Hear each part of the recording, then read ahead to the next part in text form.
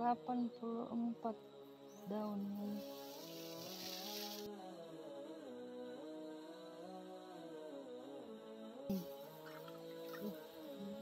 Sembilan, yang ke 94.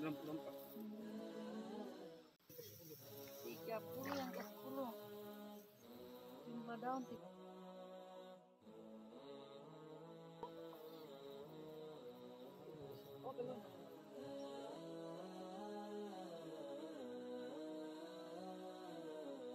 Yang begini ya.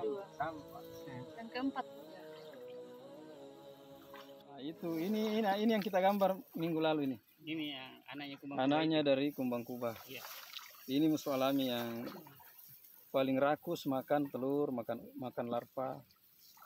Nah, ini saya lihat sudah banyak populasi. Oh, kumbang kubah. Hari ini kita melakukan sekolah lapang. Adapun sekolah lapang ini yang kita lakukan ada beberapa tahapan. Yang pertama kita mulai dari pengamatan.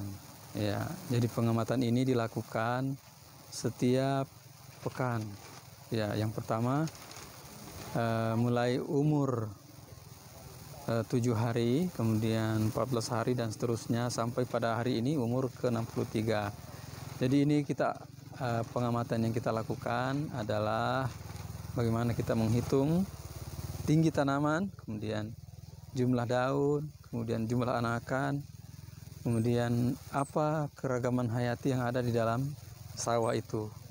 Bagaimana ekosistemnya, bagaimana kondisi airnya, kondisi tanahnya, kemudian bagaimana apakah ada aliran energi yang terjadi di dalam sawah tersebut. Nah, yang kedua, setelah kita dapatkan data, kemudian kita olah datanya, kita rata-ratakan berapa rata-rata tinggi tanaman, berapa rata-rata anakan, berapa rata-rata jumlah daun, dan berapa populasi hama, berapa populasi musuh alami.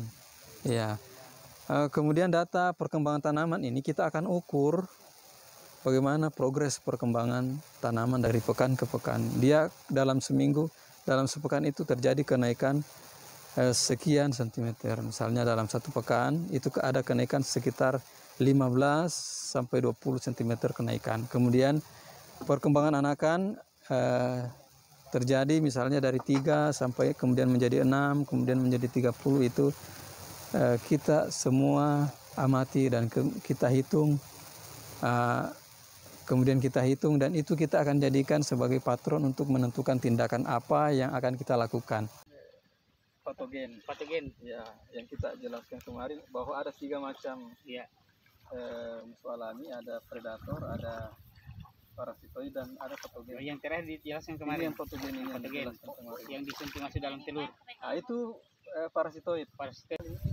Ada aninya di dalam tidak lari tadi. Ada di sini. Serangga. Jadi ini ulat. Ya. Diserang sama laba-laba ini, laba-laba serigala. Dia tadi situ yang dulu. Iya. Terus ini tadi ada hama putih palsu di dalam gulungan daun. Ya, tapi sudah ditangkap sama laba-laba rahang panjang. Ya, ada tadi laba-laba rahang panjang. Laba-laba rahang panjang itu dia masuk di dalam gulungan dan memakan ini kumbang kubah. Ya. Ini anaknya kumbang kubah, larvanya. Kalau dia umur begini dia rakus makan larva, makan telur, dia kuat. Ini saya pernah dapat videonya, dia makan ulat 2 kali lebih besar dari badannya dia makan. Ya. Ini ulatnya. Ini yang ganas. Coba cari ulat, kita kasih adu nanti pasti dia buru ini. Nah, coba di ini. Nah, ini ada nih. Ada. Oke. Pak Suleman diamankan dulu ini. Sama kumbang kubah ini. Larvanya. Nimpa kumbang kubah.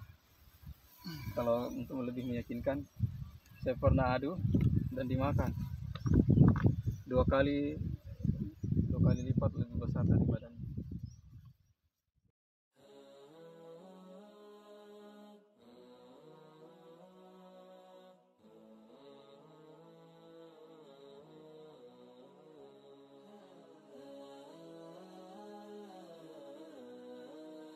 Kemudian yang selanjutnya kita akan menentukan tindakan apa yang akan kita lakukan terhadap kondisi populasi musuh alami dan serangga. Ya, kalau misalnya ternyata populasi musuh alami ini masih tinggi, kemudian hama di bawah, maka kita tidak perlu melakukan tindakan apa-apa. Dan sampai hari ini, sampai umur 63, hasil pengamatan kita itu selalu bertautan antara populasi musuh alami itu cenderung lebih di atas daripada populasi hama. Kita kadang temukan ulat gerayak, hama putih palsu itu populasinya 3, populasinya hanya 3, sementara laba-laba populasinya sudah 5. Dan terakhir jumlah ulat gerayak hanya 3, ternyata kita temukan laba-laba sudah populasinya di angka 10, kemudian kumbang serigala, kumbang kuba itu sudah sampai 20 populasi. Bahkan sekarang kita telah menemukan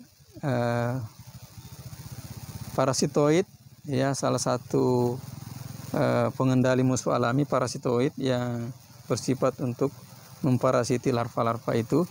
Dan bahkan tadi terakhir kita juga sudah menemukan patogen dari jenis, kemungkinan kita warnanya putih, kita indikasikan bahwa itu adalah Bacillus thuringiensis. Ya, jadi itulah perjalanan sekolah lapang kita dari minggu ke minggu, memastikan bagaimana ekosistem di sawah dan menentukan tindakan sehingga kita tidak serta-merta melakukan penyemprotan pestisida nabati. Ya, mungkin itulah proses. Setelah itu kita simpulkan dan menentukan jadwal berikutnya.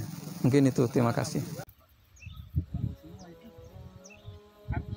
Padahal kita hanya lihat ular satu, kita sampel mati semua ini yang kita dapat tadi. Yang tetap yang bawa yang tangkap yang itu.